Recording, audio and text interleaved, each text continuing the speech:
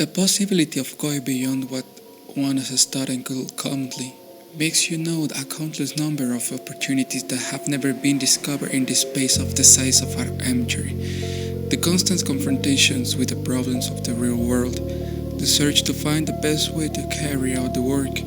the rise and fall of emotions that the circumstances makes you feel,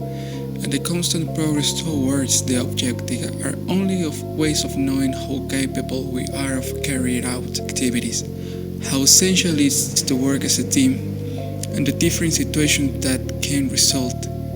A premature way for a student, but very useful for Daniela and me. Having the opportunity to leave the cathedral so immediately, to know its history and the constant curiosity to know, show us the great importance of its existence, not only as an architectural element, but also as a source of work, a source of faith. We understood that behind the patrimonial enclosure, there is a work of a large part of the Zapotlense people, who are in charge of keeping a cathedral standing, for example, architects, engineers, students, priests, seminarians, workers,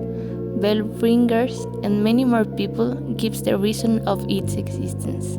The cathedral also teaches its behavior with the environment and how it coexists with the elements that surround it,